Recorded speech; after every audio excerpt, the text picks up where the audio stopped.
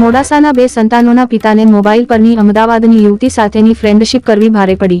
આ મામલે 181 મહિલા અભયમની ટીમે મામલો થાળે પાડ્યો, પણ સમાજ માટે આ કિસ્સો લાલબત્તી સમાન છે। મોડાસાના એક વિસ્તારના એક પરિણીત યુવકને અમદાવાદની એક યુવતી સાથે ફ્રેન્ડશિપ કરવી ભારે પડી હોવાનું સામે આવ્યું છે, જેમાં મોડાસાના યુવકને મોબાઈલમાં ઓનલાઈન અમદાવાદની એક યુવતી સાથે મિત્રતા થઈ ગઈ હતી। થોડા દિવસ વાતચીત કર્યા પછી મોડાસાનો યુવક યુવતીને મળવા માટે દબાણ કરતો હતો અને જો મળવા નહીં આવે તો છોકરીના ફોટા એડિટિંગ કરીને વાયરલ કરી દેવાની ધમકી આપતો હતો। આ છોકરી અમદાવાદથી મોડાસા આવી ગઈ હતી અને 181 અભયમ ટીમની મદદ લઈને યુવકના ઘરે પહોંચી હતી।